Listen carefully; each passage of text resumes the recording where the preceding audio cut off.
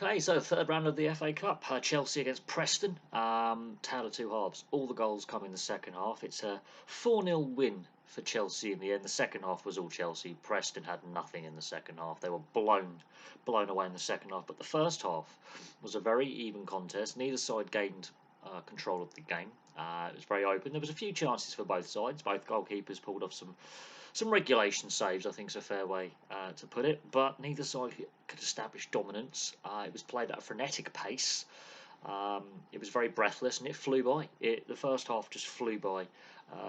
Not a lot of added time. Fast flowing game, end to end at times, very open. Both sides had periods of dominance in the first half for a few minutes each. Preston had a good spell towards the end of the first half, which they couldn't take advantage of, which was unfortunate. And half time at 0-0. I think that's a fair reflection of how the first half played out. There wasn't a lot of fouls, to be honest. It was a high energy game. But when the play broke down, it would go down the other end of the field. But there was periods where Chelsea had a little bit of dominance in that first half, and then there was that 5 minute spell towards the end of the first half where Preston were in control of the possession, and Chelsea were having to do some defending. But no one player stood out in the first half as really taking the game by the scruff of the neck and driving the play. It was a very open, fun first half with not a lot of end product. There were a couple of saves for both goalkeepers, but in reality there was not a lot of end product. It was mostly in the middle third of the field and around the boxes, and no one could get a real clear opportunity. Easy saves for both goalkeepers. It's the second half where Chelsea blow Preston out of the water with 4 goals, 3 goals in 11 minutes, and then the fourth goal, the extended VAR check. And we've already seen some controversy surrounding VAR in the third round. Now, I haven't done reviews on the other games that were live on TV because I fell asleep because they weren't very good. This, I think, so far is one of the best games in the third round so far. Obviously, we've got Arsenal-Liverpool tomorrow, which is the tie of the round, but this game had some good goals in it in the second half. Sterling's free kick is brilliant, but let's break down the scoring. So, second half kicks off very similar vein to the first half. It's pretty even for the first, I'd say, 10 minutes or so, 5-10 minutes of the second half, and then Chelsea just blitz Preston. Preston run out of steam.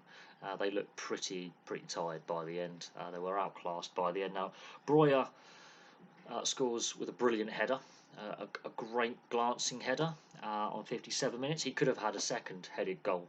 2 minutes later, he hits the bar with that, but he's been maligned at times this season, a bit inconsistent, but it's a brilliant finish, and that sparks Chelsea into a rampant period of 11 minutes where they score 3 goals. Thiago Silva comes off the bench. How is he still playing? He's what? He's 40? Is he 40, 39, 40 years old, Thiago Silva? He seems like he's still in his 20s. And he scores with a header from a corner on 65 minutes. And you're thinking, Preston have imploded at this point.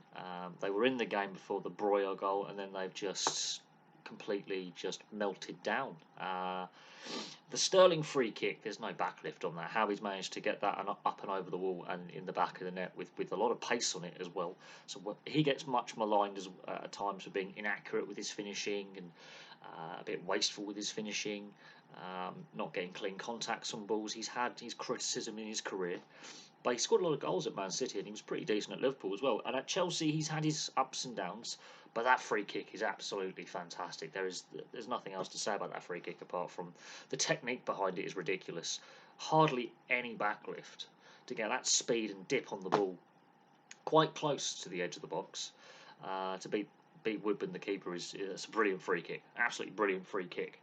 And that 11 minutes wins the game for Chelsea. They're rampant, and Preston look all over the place at this point. They've got no response, except in the first half they did have a response to Chelsea. Second half, that 11-minute period's done for Preston, and it's all Chelsea, and they're pushing for a fourth. They get a fourth very late on in the second half. Enzo Fernandez, he's worked hard for his goal. He's worked very hard, making a lot of runs. He finally gets in a good position. Now, initially it's given us offside, but then the VAR check. Now, this is where my criticism of VAR comes in. Now, I've been, making content now since 2017. VAR has been a thing since 2017 in some European leagues. 2018, obviously, it debuted at the World Cup.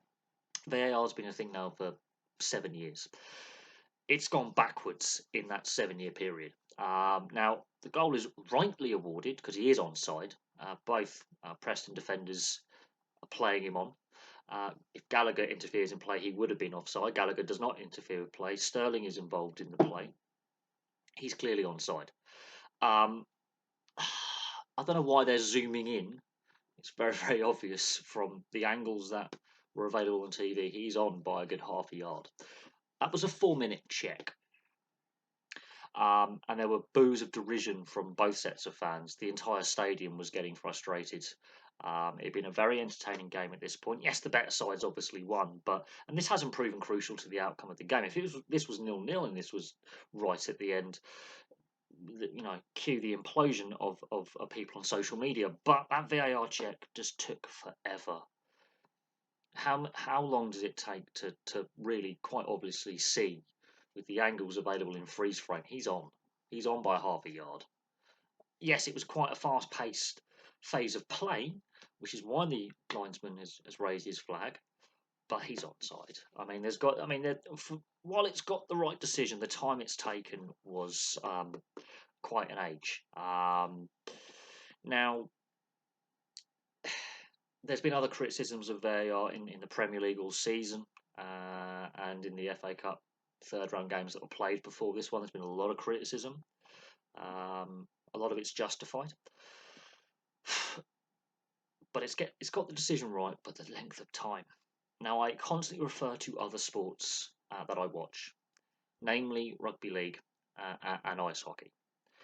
And rugby union for that matter. Now, we can debate the pros and cons of their video referee systems or their technology systems and some of the decisions they make.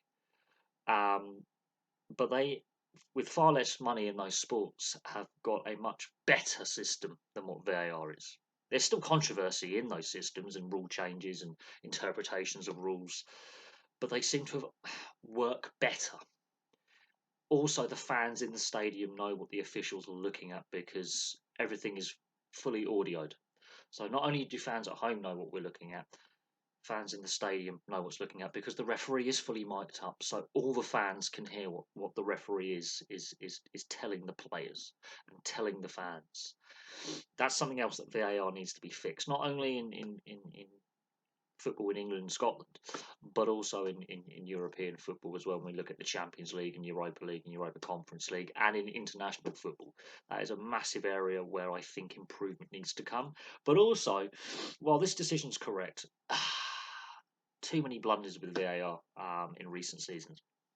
Anyway, enough of me complaining about the VAR. I think while the scoreline flatters Chelsea a little bit, the way they played in the second half was outstanding. They stopped Preston getting out of their half, won the ball in the middle third, and they were quick paced in attack. Now, Chelsea have been criticised this season for being very inconsistent. Their league form hasn't been where they would want it to be. They're mid-table. They're not in the European places at the moment. That is a below par season by Chelsea standards. They have spent a lot of money, and Broja and Enzo Fernandez getting goals, I think, is important, considering how much money has been spent on those players. Sterling obviously has been criticised at times throughout his career. He had a very, very good game, was very, very influential on the game.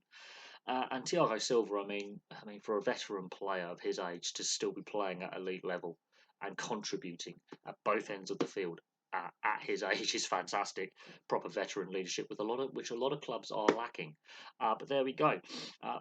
Preston North End, I mean, brave, but ultimately outclassed. Maybe a bit of fitness there, which surprises me because a lot of Championship sides pretty much is just as fit as Premier League sides. They play at a different target of intensity. A bit surprised by Preston running out of steam in the way they did, but they put so much energy into that first 55 minutes that I think it eventually told. So there we go, 4-0 to Chelsea. A very important win. Their form is starting to turn a corner, but they're playing catch-up with the teams around them and above them in the league.